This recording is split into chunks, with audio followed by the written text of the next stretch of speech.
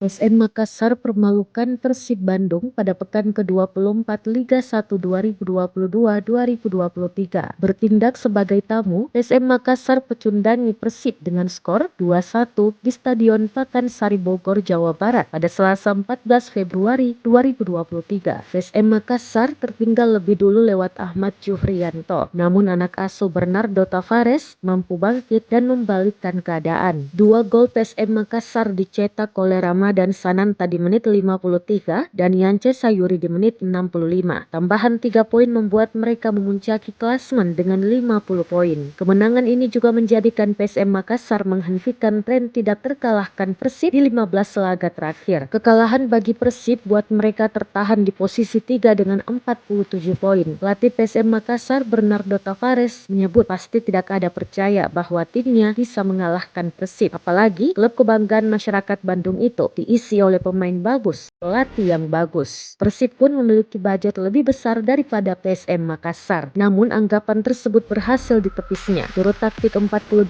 tahun ini menanamkan kepercayaan diri kepada pemainnya bahwa mereka mampu memenangkan pertandingan.